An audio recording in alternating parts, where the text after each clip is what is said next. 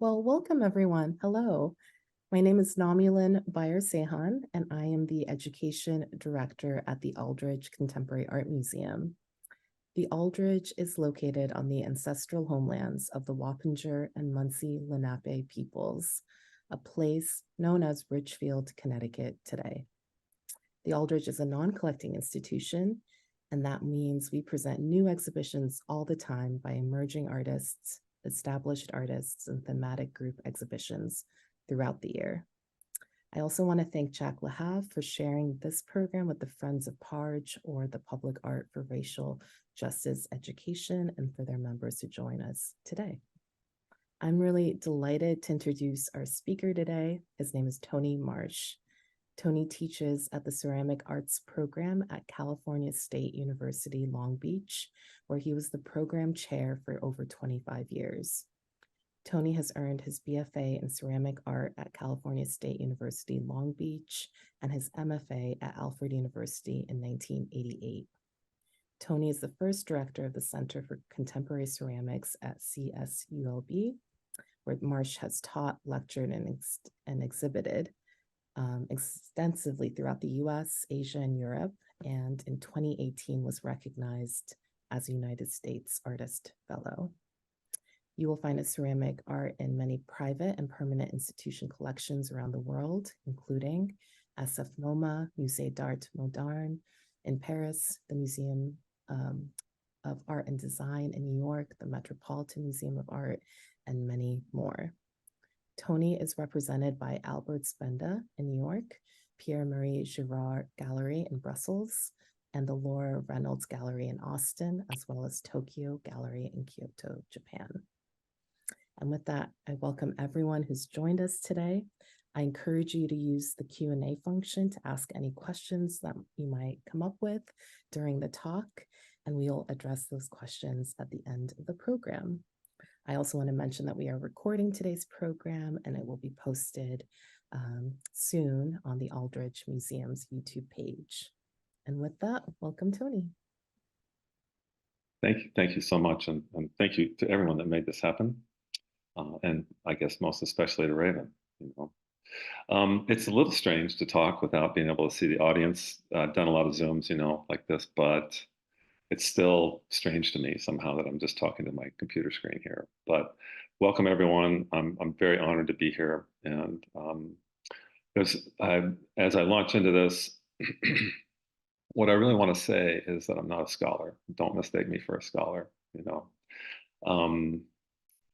I'm a teacher and an artist, an educator, and a facilitator for artists. My whole life, really, my whole adult life, all those things. And so the perspective I want to offer you today is kind of a studio perspective, maybe even a little bit behind the scenes studio perspective from kind of a unique studio that we run, and how Raven Halfmoon has intersected with us and what that's meant, what it's meant for us and what it's meant for her and the people in the studio.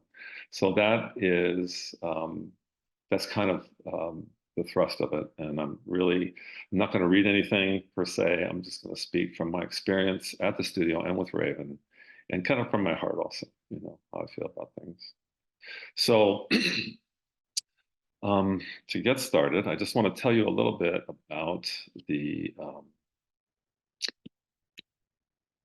CSULB is California State University, Long Beach in Southern California, just south of LA. And the CCC is the Center for Contemporary Ceramics, and those two things are conjoined. It's a center on campus that is conjoined with our ceramics facility and our ceramics programming and our curriculum. So we have in the building, we've got students, we've got teachers, we've got artists working all together in the same space, sharing the same space.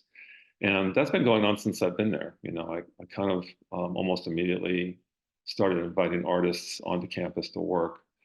And I did it particularly because I didn't feel like, even though our curriculum's robust, and very diverse, it didn't feel like enough. And I wanted artists modeling artistic behavior to the students in real time. in a lot of classes we talk about art, and there's a lot of abstraction and theoretical information that's exchanged, but artists working in front of people in real time is invaluable, and I've always known it, and I like helping artists anyway, and so it felt like a win, you know, it felt like a win-win-win. The artists benefit, the students benefit, and the local arts community benefits by having us kind of up the ante for what ceramics can be. You can see our kilns here, and this is just a small portion of the kilns we have because Southern California weather is so wonderful that when I arrived, I was able to really help put all the kilns outdoors, not indoors, and that gave us a lot more space. And so um, that's been very instrumental to us because it allowed us to build bigger kilns. You know, we weren't hampered by having to build everything indoors because of the weather. It doesn't. It's about 300 days out of the year, or you know, shirt sleeves, and it's beautiful. So we have, you know, almost 40 kilns on campus, and some are very large. We were able to build large kilns that have cars on them, like the one on the right. Excuse me. And so artists can make large things at our facility, and we've kind of become known for that in part. And so with all that space and large kilns, artists have come and made large objects, and increasingly I felt the need to build even larger kilns because of the demand by artists. And so we've done that too. Here, this is an image of Raven, and I kind of like to photograph artists in the kilns as they come. We have a lot of residents, and this is a picture of Raven in our largest car kiln. That car rolls out so objects can be loaded or built on the cart. I want to say one other thing about the CCC. It's the Center for Contemporary Ceramics. That is something that my dear colleague, Chris Miles, who now runs the program because I'm semi-retired, put together on campus as an entity, as a center, and had it installed and recognized by the university, you know, as I was retiring. Wisely, he did that. And that gave us an identity, you know, and a name and something to call ourselves.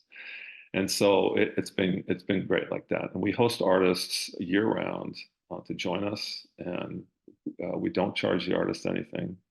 There are no studio fees, no firing fees. And what's been particularly wonderful is to bring artists in that maybe are not, that are fully formed artistically, mature artistically, but maybe not well versed in ceramic and how to work with clay. And that's something that we help them with. And so there, you know, there happens to be a lot of craft wisdom in the building, and we can kind of solve most problems. We don't say no to very much. We kind of try to open our arms and say yes, and find a way to make something happen if an artist wants to do it. So that's also wonderful. That kind of advances everybody. The artists learn. We instigate artists to work, to do things that they dream about, but they otherwise might not do, because they don't have the facilities or the technical backup. So Raven came to us in the summer of 2019, which is before the pandemic, when life was sweet. And she came back in the last summer and part of the winter and fall to work. And those two particular sessions, Raven, they were very different one from another. And so I want to talk a little bit about the artists that were with Raven in the summer of 19 and just give you a sense of the people that were surrounding her. You know, she came from Oklahoma and an undergraduate degree in anthropology and ceramics. But the Oklahoma school, the place where she got her degree, was probably more pottery centric than sculptural, and there's a big difference in that. And making pottery is craft based and has a lot of craft protocols involved in order to be successful. And sometimes those are at loggerheads with people that are sculptors who want to be experimental and want to work large and want to do things differently than the ways in which pottery is made. And so she came to us with a little bit of that. And we're actually not pottery centric, we're sculpture oriented. And so things are different. And the kinds of people we bring in, as I mentioned, are not typically with ceramics backgrounds. They're artists who just wanted to work with clay, and we help them with that. So this is the group of people that was surrounding her in her first trip in the summer of 2019. And so there were a lot of people there. The summers in particular are rich. We just open our studios to a lot of people. We can handle a lot of traffic, and because of the scale of things, the number of kilns and students to help them. And so I'm just going to talk about the people that Raven and I have spoken about, that she felt were important to her. And the first on that list, whoopsie, would be Colleen Smith. Colleen Smith is an experimental filmmaker in Los Angeles who is actually a multimedia artist who also teaches at UCLA and has received a Guggenheim Award and has had solo exhibitions at the Whitney, SF MoMA, LACMA, Mass MoCA, just to name a few. She's highly decorated, kind of internationally recognized. And came to us, was invited to come work with us, and did, and was making objects for a film she wanted to make. And so she was in the building, and she and Raven struck up a friendship that was important to Raven. And it's just very interesting when you're in a typical ceramic studio, the types of personalities and object makers that you're going to run into. And there's a lot of humility in ceramics, because ceramics punishes risk takers, and it kind of humbles you in a way. And most pottery-oriented, craft-oriented programs are about serving the community, not subverting your community with art. There was lots of different personalities in the building. Colleen has got a lot of wisdom in her, and wonderfully open person who shared a lot with Raven. This is Annabelle Juarez, who's kind of a brilliant maker, who was an undergraduate with us and went to grad school and had come back to work, but worked figuratively. And this is something that was also very important in the summer of 2019. It wasn't by design, it just was happenstance that so many of the artists that were invited to come work just lined up like this. There were women, mostly women, very powerful makers, and a lot of figurative art was going to be made that summer by people that were coming to do that. And Annabelle is one of them who works, she's working with big dress forms here, so it's kind of the absence of the direct figure, but the implication of the figure, and also from a feminist perspective.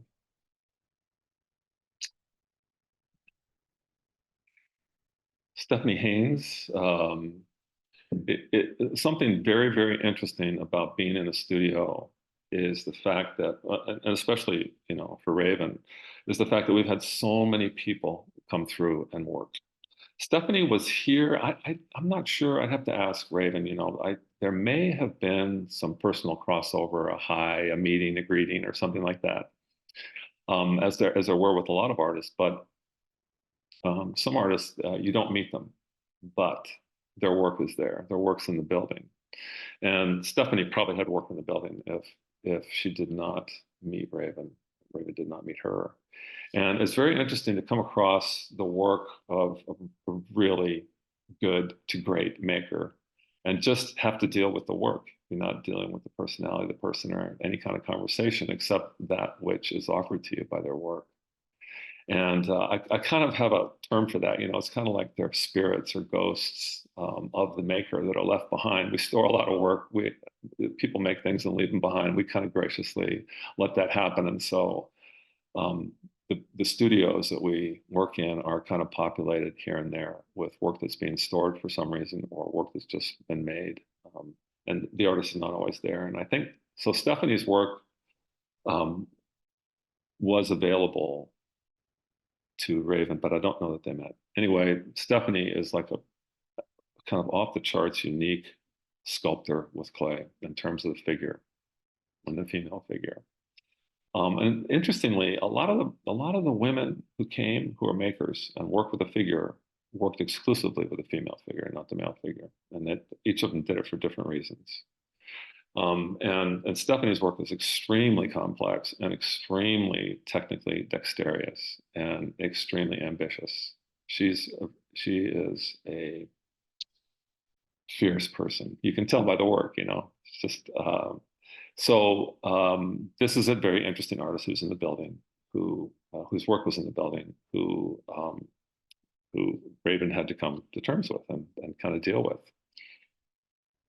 An artist who did share space with Raven is Nikki Green. Nikki was invited to work for her first summer with us. And so they worked in fairly close proximity, so struck up a friendship, and they actually worked together again in 22, in the summer of 22, when Nikki came back and Raven came back. And so they're kind of friends and also important to one another. Another thing that happens, this is with Nikki on the left and the hat on. On the right is Nancy Lim, who's a curator of sculpture and painting at SF MoMA. And that we have visitors coming all the time. We have gallerists coming, we have collectors coming, we have curators coming from independent curators, and sometimes museum curators and museum staff, and lots of people flowing through the building all the time. And we try to make sure that when someone of the stature, the prominence of Nancy Lim comes through, that that curator or whoever it may be meets as many artists as possible and becomes familiar with their work. I think that's a really important thing that we do. And so that when that curator leaves, Raven Halfmoon and her work is in the frontal lobe somewhere, and that's a very important thing that happens at the studio. So I think the next image is Nikki again, sweet Nikki. And if you look through the door, the open door in the background there, slightly to the left, you can see Raven's work. And so that's kind of the proximity that they were in. And this is Nikki's work on the right, painting out a large ritual bathtub that she had made.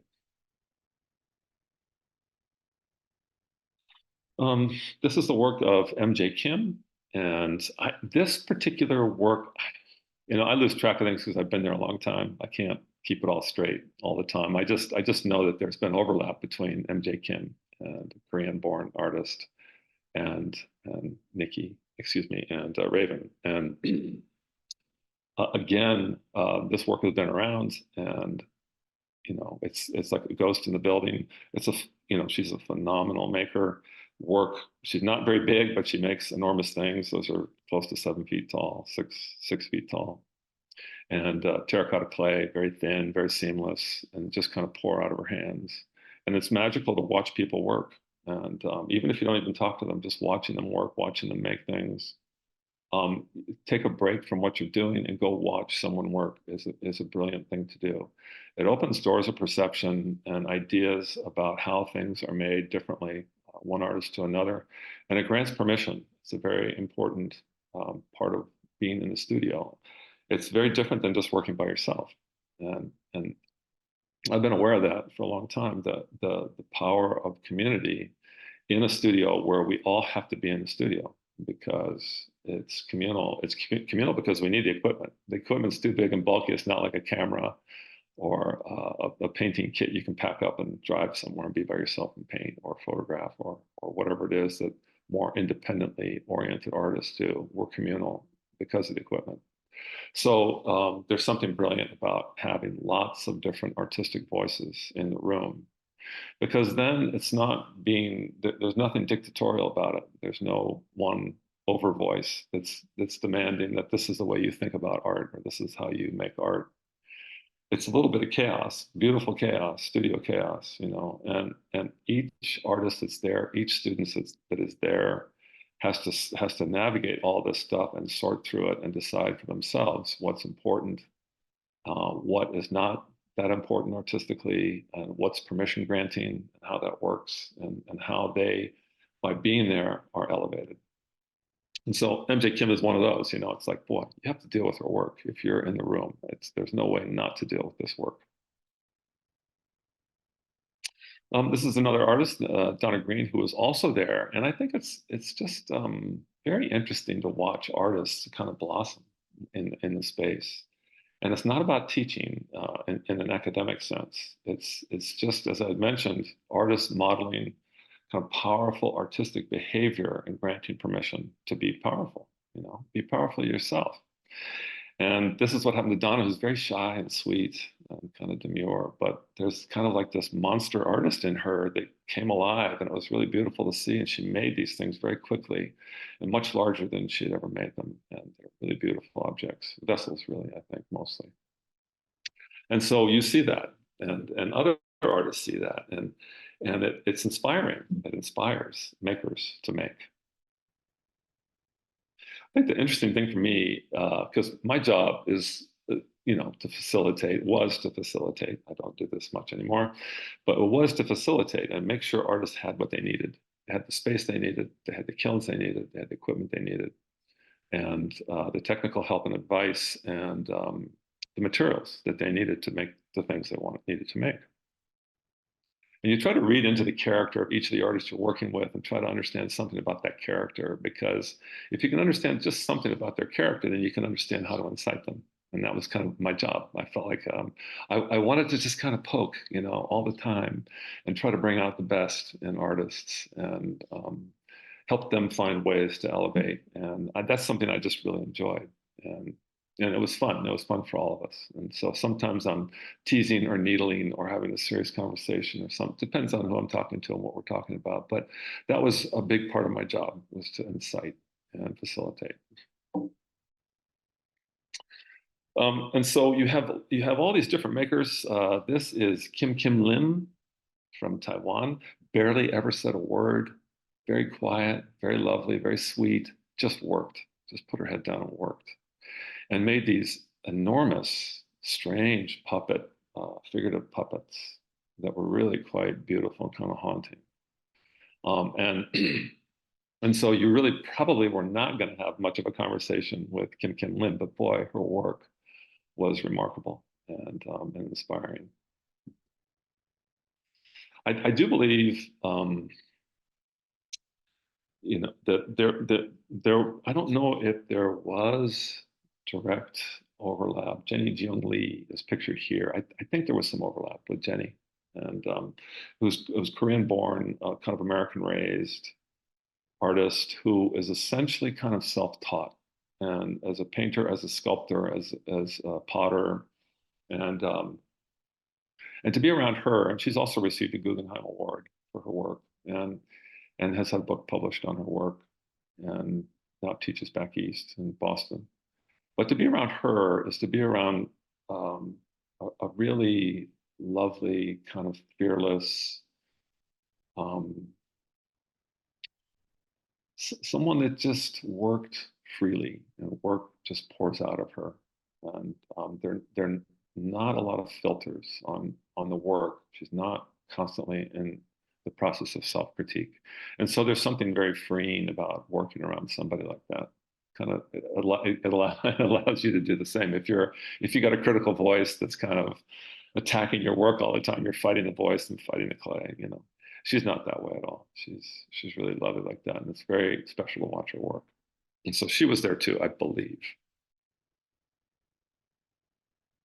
This is Jessica Jackson Hutchins, who is a remarkable artist, a very, very powerful human being. To be around her is wonderful, and a powerful maker. She's also a Guggenheim Fellow. It's very interesting to have so many Guggenheim Fellows in the building all the time, because you don't see that in ceramics. The field of ceramics itself doesn't really have that. We don't have very many Guggenheim awardees. But there are many artists who've come to work with clay, who are kind of recognized on that national scale. And so Jessica is one of those. She has her work in all kinds of museums around the world, the Brooklyn Museum, the Museum of Modern Art, the Hammer in LA. She had a Whitney show in 2010, or she was in the Whitney show in 2010, and she's a Guggenheim Fellow most recently. And a very, very powerful person who's in direct drive all the time. And so lovely to have in the studio, great energy to have in the studio. And she was there. There was crossover between she and Raven. This is the work of Andresoli and Alessandro Pisoli, who's Italian painter who lives in LA and kind of multimedia in a way. He makes films, but mostly a painter, trained as a painter, and also works with clay. And he has worked with us a number of times, mostly making small maquettes and things like that. But wanted to make for an exhibition in LA, where Raven would later exhibit, same gallery, wanted to make a 9-foot terracotta figure. And he's a good sculptor, but he needed a lot of help with this. And so we were thrilled, took on the project and helped him work on it. And so these things are in the building, and on view in LA. And once again, Raven's looking at all this figurative art. Sometimes you're just taking things in intuitively. Sometimes you're trying to be more intellectual about it, or both. But nonetheless, you can't walk by these things and not pay attention. And I think that's the important thing. And Alessandro is also really lovely, sharing, works hard. And most of these people, like Jessica Jackson Hutchins, Kim Lim, MJ Kim, Jenny Jiung Lee, Alessandro Pisoli, one thing they all possess is sharp focus and the ability to stay focused for extended periods of time in their work. And that's also very, very important behavior to model to students and to other artists. Katie Strachan was invited in to do experimental work. This is one of the beds of our kiln, and that looks like a rubber sheet over the top of the figure. This face down is clay. It's clay and a polymer, so that it's a big sheet of clay that was with polymer added. So it was lifted like a sheet and placed down on top of this. It was experimental and then fired. And it didn't, the end result didn't work out the way she wanted it, but it was very nice to have someone that was so experimental that they didn't know what was going to happen in the building. And those people are also important because, and again, a figurative artist in a different vein. But those people are important too, because not everything needs to be made for an exhibition or made for a commission or made with a commercial market in mind. A lot of things are just about personal growth and being experimental and testing ideas and trying to push. I think our main goal as an institution is how can we move, nudge, encourage the field to grow larger in terms of what it understands and accepts and is interested in, So we love it when people like Katie come, even if the work doesn't work out on the first shot.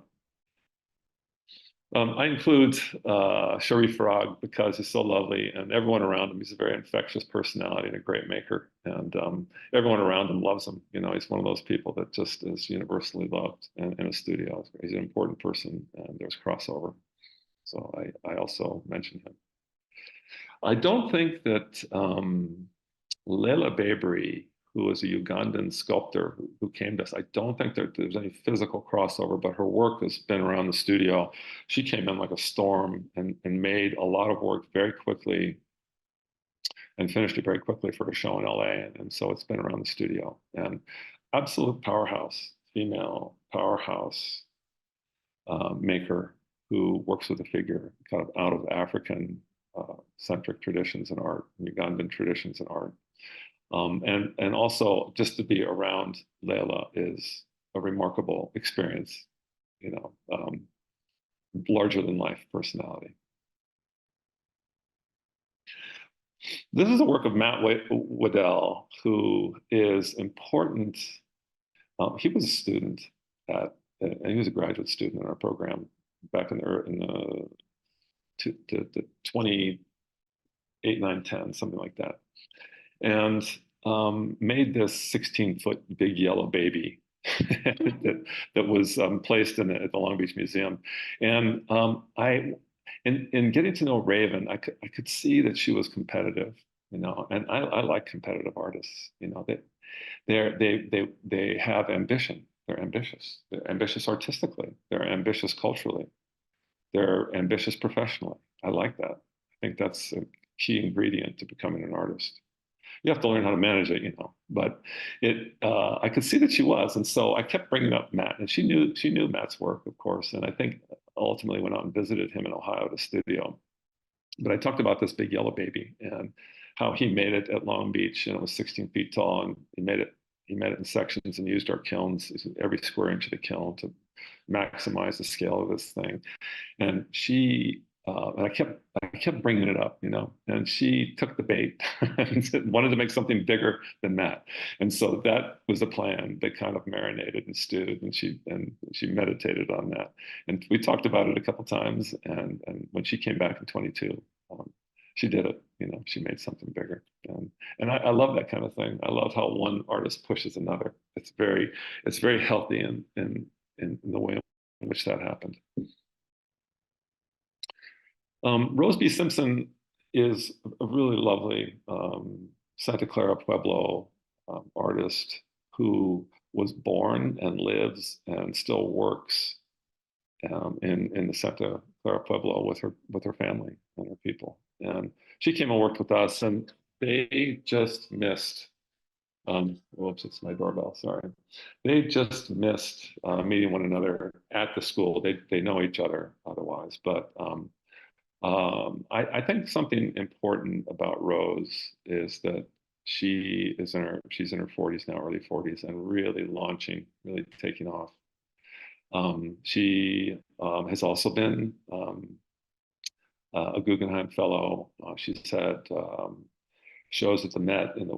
She has work in the Met, in the Whitney Museum, in the Boston Museum, in the Hirshhorn Museum in Washington, D.C.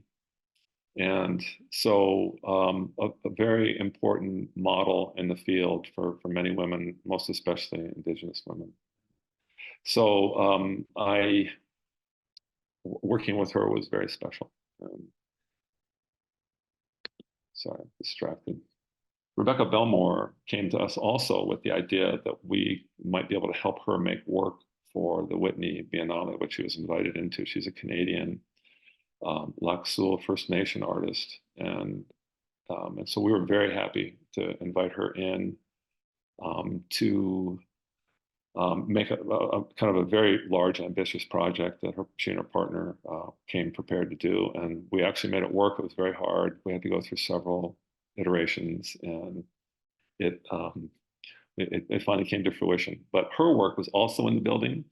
And so when Raven came, and so Raven got to see that and also had to deal with that. And this, by the way, if you can't really quite tell what it is, it's a figure draped in a sleeping bag. It's in clay, and she's just working on the surface here, standing up inside the kiln. I'm working my way to. I don't know how to turn that off. I'm sorry if you can hear that in the background. That's somebody ringing my doorbell outside, my gate bell. I'm just going to ignore it. I'm going to finish now. I'm going to get to Raven, but I'm going to finish now with two very important artists who had a crossover with Raven. And the first is Ruby Neary. And Ruby Neary is the daughter of Manuel Neary, great San Francisco sculptor, figurative sculptor. She started as a painter in school, and then also became a tagger, a graffiti artist, while in school, and became actually famous in San Francisco, and would run the streets at night with her crew and tag. And I think there's a book coming out on her and the people that she tagged with in the 90s. So she's been in our studio quite a bit, and there's a lot of crossover with Raven. Oh my goodness, a lot of crossover with Raven, and very influential in Raven's thinking and work in some ways. Here she is in our studio working, and she is also kind of someone that has no brakes on her car. She's very, very assertive and powerful, and makes work that's unapologetic. And I've got a little clip here I'm going to play for you.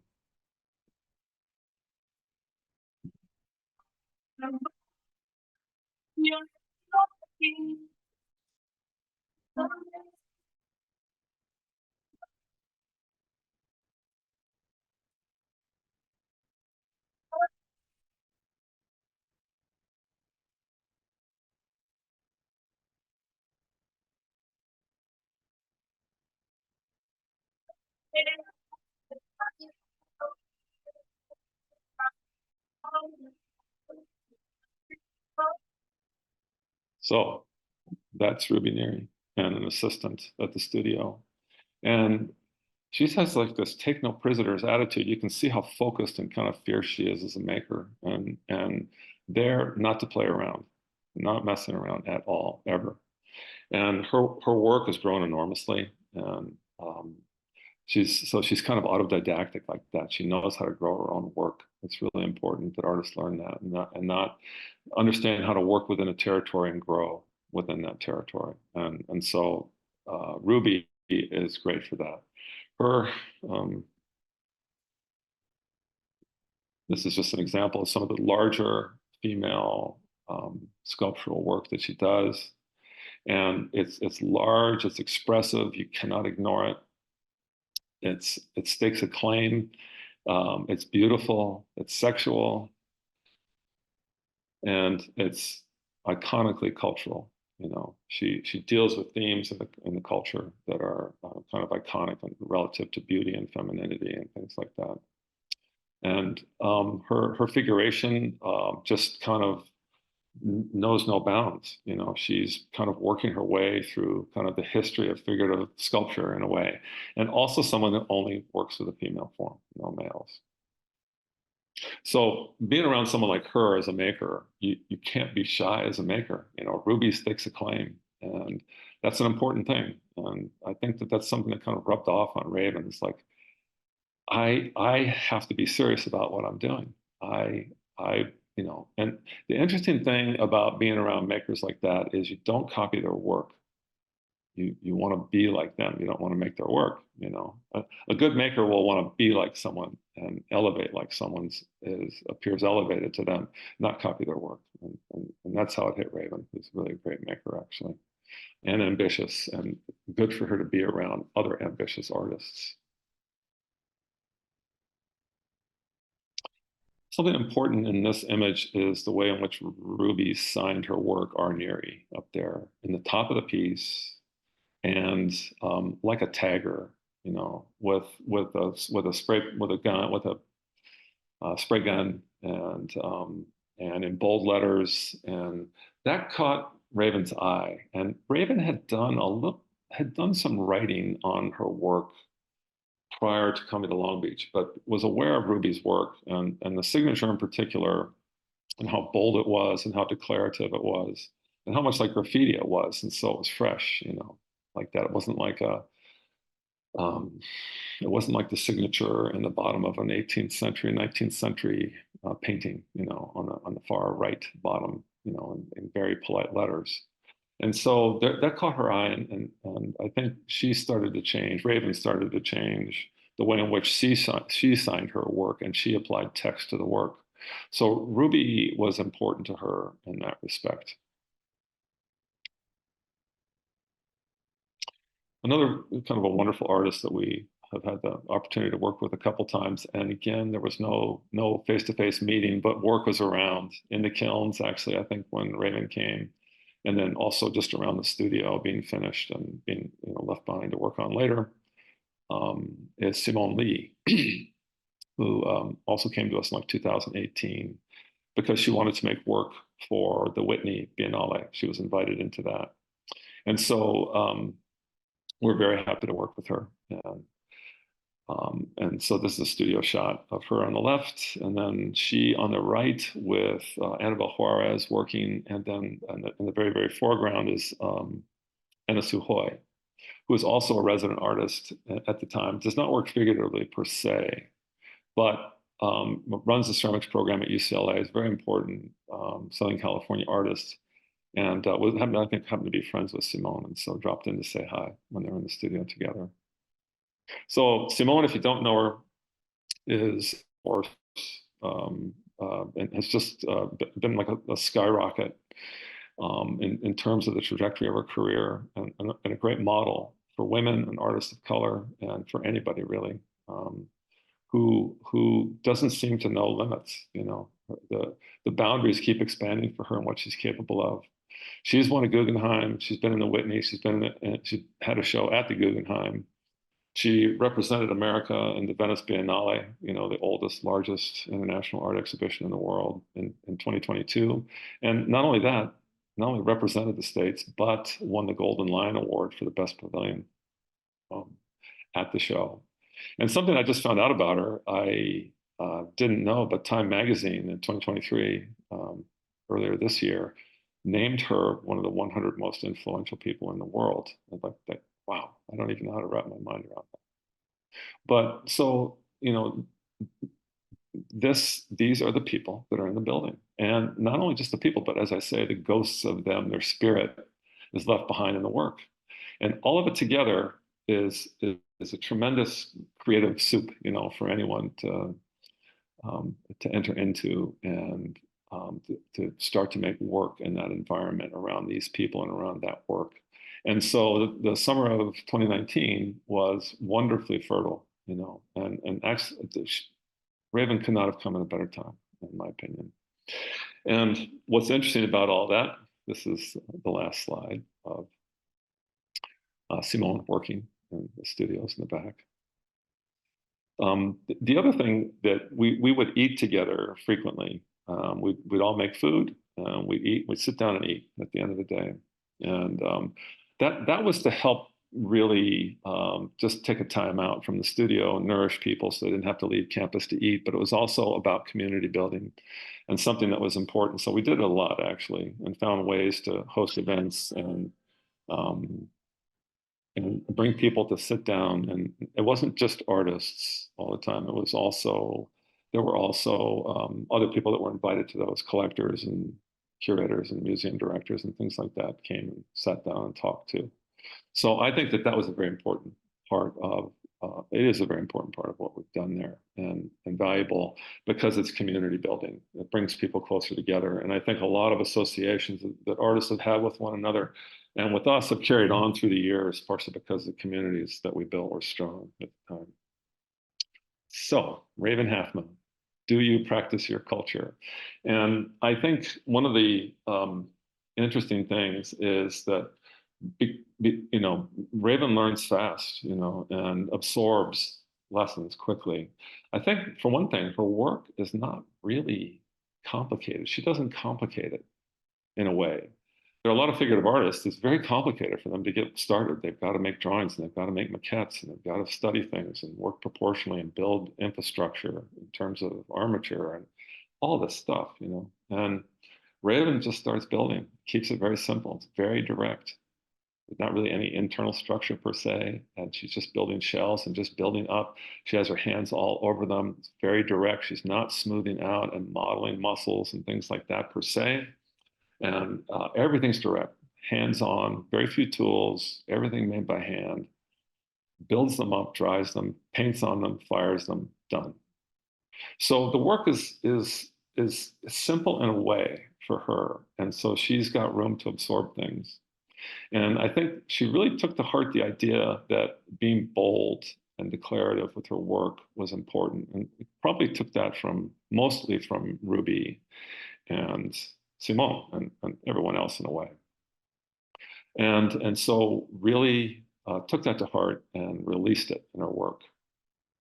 And so it was at Long Beach that she first started to really write on her work, with gusto.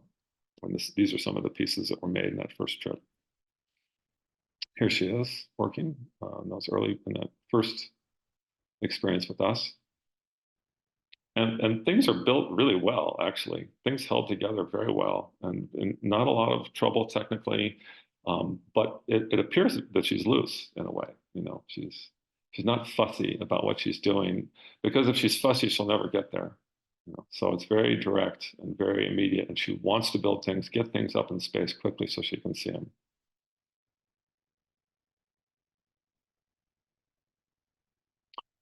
Something else that's important is that it's in a way, it's not overly romantic work.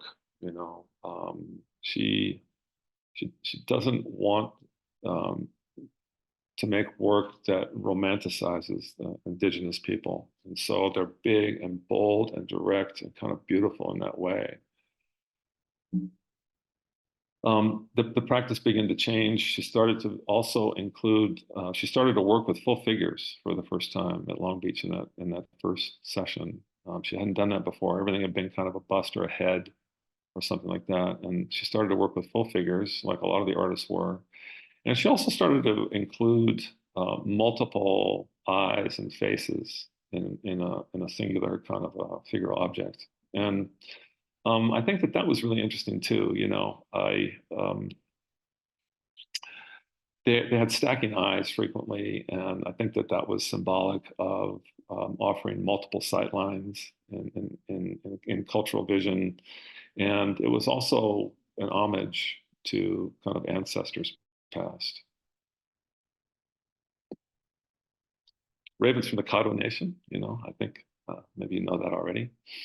And her mother and her grandmother and her great grandmother, and Raven also, by the way, doesn't work with a male figure, although she says a lot of her figures are slightly androgynous, both male and female in a way, as representative of a broader idea about ancestral heritage. But she mostly dealing with her mother, her grandmother, and her great grandmother, and herself in portraiture, without making a direct portrait of any of them. The spirit of all of them are in the work she makes.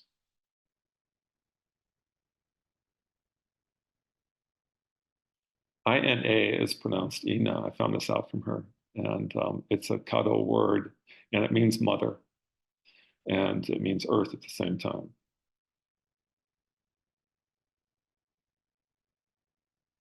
I really like this image of her because she's up on a ladder. It's a big piece. It's in the kiln, and she's painting it.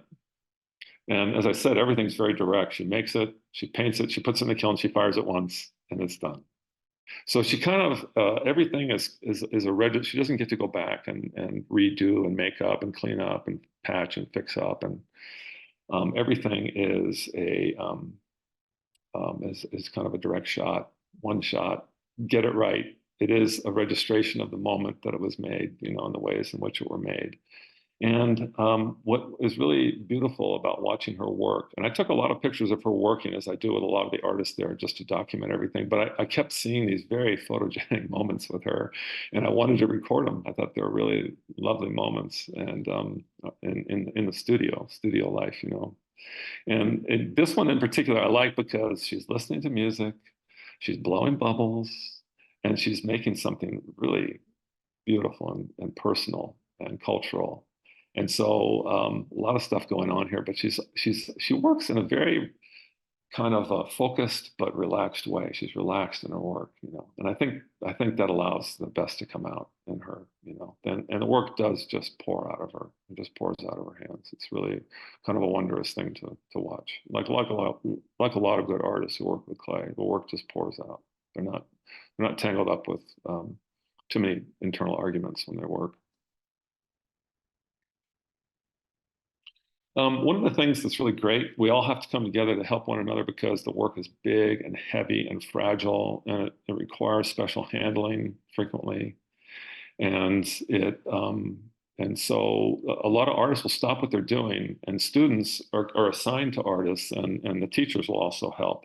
But they'll jump in and they'll get things done. And here we are loading a big piece of Raven's work, and it says, "Do you practice your culture?" And it's something she's asked. She's asked these questions sometimes in question and answer, and not in our studio, it wasn't the case, but when she lectures and talks and meets people elsewhere, she's asked things like that. Do you practice your culture? How Indian are you? Do you speak Indian? You know, stuff like that. And so she's I'm not gonna say she's militant, you know, she's very sweet, and she's becoming more and more fierce though, and deciding the ways in which she's going to deal with stuff like that comes at her. And so she's putting it in her art now and just quoting people in big bold letters. And it's a wonderful way to flip the narrative on that. But the point here is that this is Ruby Neri and this wonderful experimental artist from Singapore, Todd, who just jumped in to help and get this piece loaded and get it loaded right and safely. This is the title page from an exhibition, The New Native, that Raven had in LA. And while with work that she made on her first trip to us. And it was an interesting moment for her because it was a big show in LA with a very important gallery. And she had to navigate galleries kind of coming after her because, we're posting stuff on Instagram, people see it in LA, people look for it. And the galleries started chasing her around. And she had to navigate that without a lot of experience. She'd had experience before, but the bigger a gallery gets, the higher the stakes are, maybe the more aggressive they are, the more they kind of swim in water that's hard to understand, if you haven't been there. And so she had to navigate that. And we had a lot of conversations. She ended up showing her work with them for reasons that were appealing to her at the time. And so it was a big LA show that kind of celebrated her residency. And she brought pieces out from Oklahoma where she had made them. And they had a big opening. It was really quite wonderful. And the thing that, that's me there in the picture with her. And I try to attend the artists that we have become friends. I love artists. I support artists. I try and stay in touch with everyone if I can. If they have exhibitions, I try to make it and support and offer advice if they ask and kind of be there in the background to help in any way I can. And so it's been really a joy to engage Raven periodically on the phone whenever we decide to talk or in the studio. And it, and to watch her grow so much, like it's my job to watch and help our students grow. And the same with artists, I try to help them grow. And the things that she kind of on her own really by just absorbing the lessons in the studio and kind of came up with digested and came up with in her own work the idea of multiple eyes, full figures, twinning, twin bodies, multiple bodies, tagging, and being bold and not holding back. I mean, it was explosive growth in an artist. I loved it. I love seeing it. It makes everything worthwhile for me. So she came back. She returned in the summer of 2022, and I think she was transformed. She understood herself better as a maker. She had contacts higher up the ladder that were asking her for things and helping her fund her ideas to some degree. And she arrived with a plan, which she did not arrive with the same kind of a plan the first time. She arrived to work the first time. She arrived with a plan the second time. One was to make something bigger than Matt Waddell, but the other was to make a series of pieces for different exhibitions that were in the works. And so she wanted to work. She came with assistants. She hired people to help her work, and that was different, than just making everything yourself. That really, she saw that with Ruby. She saw that with Simone and with some other artists, and that really helps an artist expand what they're doing. They don't just get worn out trying to make their own work. And they can make a lot more of it, and they can make it larger. And especially if they can hire talented people, it's a very good thing if they can afford to do that. So she came back wanting to make something heroic, something large, something larger than herself, something monumental, and something monument worthy, And increasingly, like some of these artists that she'd run into, she has no brakes either, on her car. She actually by far exceeded the ambitious plan that she arrived with, and so that's always interesting too, when artists do that and they just keep growing. I look at her work and I just don't know what her boundaries are. She doesn't have them yet. She has been working with large scale ceramics, and that is a very, very hard thing to do because of facilities and because of how fragile it is and how heavy it is and how hard to move it is and so on and so forth. So how much longer she's going to keep trying to push those same boundaries into larger and larger regions, that's a good question. She may not. But I think wonderfully so, she's starting to work with other materials now. And that's going to be a gift to the art world. Here she is in the studio again, working with one of our students. It was really wonderful. We teamed up with her and helped her make these very large pieces that are at the Aldrich now. And something I like when I photograph them. She would do this, you know. This is like an archetypal goddess pose, I think, and it's power and strength and fearlessness. And she would just do this all the time, just raise her arms up in defiance, fists, and strength. Let's go, you know, all the time. It's really beautiful. It doesn't get to happen that often, but in a studio, if you're in one place long enough to make it work, in the studio, you work large, you start to surround yourself with your work, and then you have to walk through it. You know, walk through this towering work and be surrounded by the world you're building in clay in this case, and the spirits that inhabit it. And for an artist, I just can tell you, it's a wonderful feeling to be surrounded like this by your work. It's very, very powerful and empowering. It gives you a sense of who you are as an artist, and it helps you continue to self-actualize when you can take a moment and reflect on what you're doing and what you're making, especially like with Raven, who works like this on the scale, this kind of direct power in the objects. You're kind of surrounded just by your creative life, you know. It's a beautiful thing.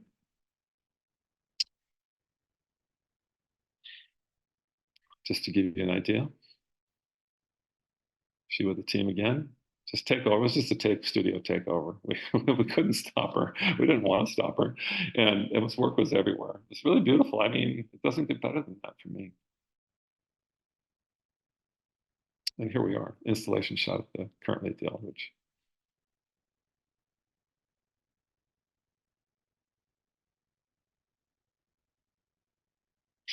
I'm finishing here, and I just wanted to say that this is a clay piece, a clay model she's making for a gallery that she's working with in New York, who wants to translate this into bronze and translate other things into stone, and allowing her to work with other materials on a large scale, which may help take her out of clay a little bit. I think it's wildly taxing, and the failure rate is high still in ceramics. It's just very hard to work large, and then it's, as I said, it's hard to move them and store them, and you know, so it's wonderful that she's getting these opportunities. Her work is taking her there. The power of her personality and her work are taking her into new opportunities, elevating her sightlines in art and her visibility, and giving her another kind of platform. And I think her work is going to take her. I mentioned Rose B. Simpson, who I love, you know, and who's a great artist actually, and who's in her 40s and doing very well, being acquired by major museums and understood as kind of a bona fide major artist in contemporary art. You know, she's 10 years ahead of Raven in just an age, chronological age. And Raven's doing the same thing, this path, you know, and Raven's on it. And her work, I believe, will take her all over the world. But what's really important to me, just in acknowledging, and I think like Rose, you know, Rose was born and raised and educated and now lives and works where she was born and with her people, with her family. And Raven's the same way in Oklahoma. She was born and raised in Caddo Nation and with her family, and has moved back there and has a studio there now, and is engaged in her culture and with her family, with her people, the Caddo Nation, and understands their rituals and observances and incorporates that into her work. So however far she goes out into the world, like Rose, she's still at home, you know, always. And I think that being centered like that is very, very important for her. It's a source of power and centered strength in her work. And the interesting thing for me now, there are still pieces at Long Beach State that she left behind, and now people are going to have to deal with her. You know, they're going to have to deal with the ghosts and the spirits of her objects that are in the studio, and you can't be the same if you're a maker and you have any ambition in you. You look at those things, and it's another generation now of young artists and students and artists that come to us that are going to have to deal with her along with everyone else in that lineage. So with that, I said thank you. That's the end. I'll be very happy to take questions now. Thank you so much, Tony. That was such a treat and an incredible experience to see all the amazing artists that have come through the program at Long Beach and the influence that they've offered Raven. So thank you so much for sharing all those Yeah. stories. Yeah. Thank you. My pleasure. If anyone has any questions, please feel free to pop them into the Q&A or the chat. I do have a couple questions here, Tony, for you. Leslie, One of the questions that we got was, how do you get invited for or apply for the residency at the Center for Contemporary Ceramics? It it's always been, first of all, the Center for Contemporary Ceramics didn't have that name, or wasn't chartered by the university. When we first started, it was just me running the program. The whole thing was kind of organized by my idiosyncratic spirit, and to do things that way, and to plug an academic hole with real artists. I was taught.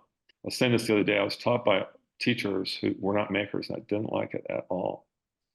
And I've always tried to remain a maker myself as a teacher. I have remained a maker myself as a teacher always. And I wanted to bring a lot of makers into the building that were real, the real deal, and not academics. There's plenty of academics there already, And so I just did that impulsively. And I would just invite people that I thought, first of all, we could help as artists, and then also would be good for us, in ways that were disruptive, appropriately, and in ways that were instructive, for our students. And so it was by invitation based on kind of those factors. It kind of had to feel like a win-win-win for me, so that the artists win, the students win, the university wins, I win, in the sense that there's someone I want to work with, Right. And so it's been by invitation.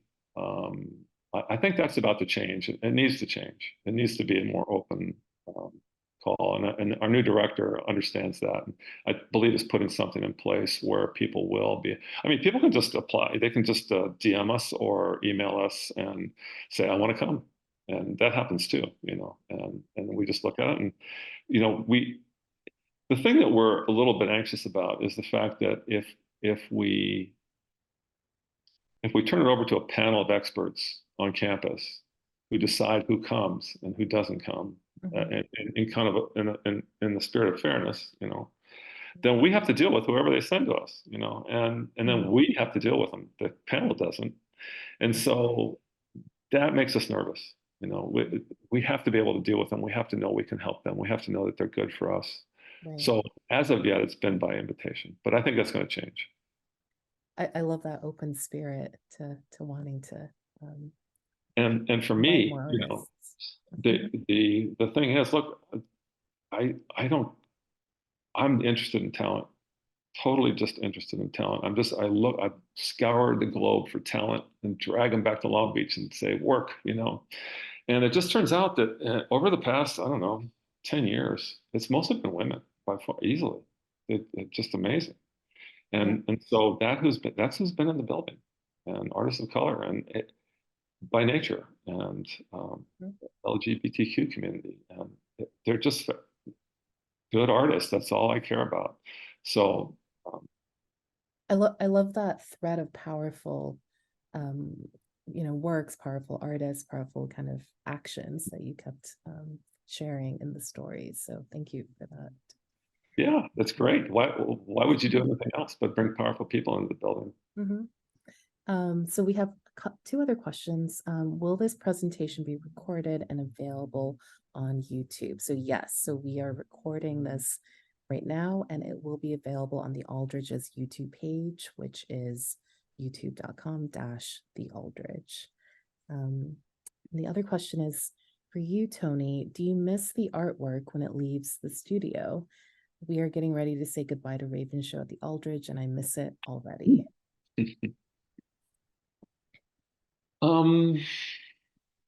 Our studio, I mean, we need the space, so we have to let things go. And there are times when, for instance, I don't think I'm speaking out of turn, if I talk about Simone. She's very private, but those figures that you saw, that large head with a figure on top of it, and some other figures too. she left and she um, couldn't come back to finish them. And I said, we'll hold them. We'll hold them for you. She said, no, just break them. Mm. And I said, I'm not breaking those. You're not going to get me to break that. And I said, listen, I'll fire it. I'll bisque fire it. If it makes it through the bisque firing, then, without cracking or self-destructing, then you can decide if you want to come back. I was just trying to extend the life of the thing. Mm. I said, you can come back and finish it, or you can do whatever you want, or we can finish it for you. We've done that. And so I did, and it made it. It made it through. And I said, it made it, Simone. What do you want to do? And she said, break it. And I said, okay, I'll honor that request because that's the artist requesting. But it killed me. I couldn't do it. I had to have somebody else do it. Wow. I'm just not going to do that kind of thing. Because Yeah. I respect the work, I honor the work. And I guess in some ways I do miss the work. But what I understand when it leaves, what I understand is it goes out in the world and it acts on everyone's behalf as an Mm. ambassador of some type. And it's really just good. It's good for the CCC. It's good for our students. It makes the world a better place for ceramics. It's really good for the artists and their careers and lives. Mhm. And so I understand the value of sending them out in the world, your children out in the world, and making space for the next person to come and do something. However, it is complicated. I do miss things. Right, right. What happens to the broken works? How is that recycled? That we have two big dumpsters Uh-huh. Uh-huh. that we put all ceramic materials in. Mm. And whether it's wet clay or plaster or stone, Mhm. it's all mineral materials, wet clay, dry clay, broken fired ceramics. We fill those dumpsters and they come empty them once a week. And we were told for a long time that those were taken to landfill. And they're not landfill, excuse me. They were taken and they're part of the road building process. It was just Interesting. Huh. landfill for road building in California because it was such stable material. There's no garbage, no wood, no organic stuff in it. Right. And that's what we were told for years. And then this year we see them just the dump trucks coming that take garbage away and they're dumping the stuff in the dump truck. And so they're just taking it to the landfill now. So I don't know. It's out of our control. But and then we have a lot of artists that also use it. They want to make use of discarded material by artists. And that guy Todd from Singapore did spend a whole summer doing that out of the dumpsters making art. It's great, really beautiful. And we have an artist, Ramachan, who we work with in San Francisco, who Mhm. makes use of shards. And so we try to make use of it one way or the other. That's great. Well, I think those are all the questions wrapped up. I really appreciated this talk, Tony. Thank you so much for preparing this for us Yeah. and kind of bringing all of your wonderful stories and insight into Raven's process and the amazing work that you're doing in Long Beach to us online. Well, I thank you. love that thought, incite and facilitate that you really Yeah, kind of bring to the residency. yeah. I didn't know it for a long time, but I understand it that way now. Yeah. I did this mostly for Raven, actually. Mhm. I'm very excited to do this for Raven. Yep. And Raven Halfmoon's exhibition at the Aldridge is on view through January 7th, 2024. So if you haven't gotten a chance to see it, I really recommend you come visit the Aldridge and make it before the show closes. It's incredible. And again, thank you so much, Tony. I really appreciate everyone joining us this evening. Take care, everyone. Bye.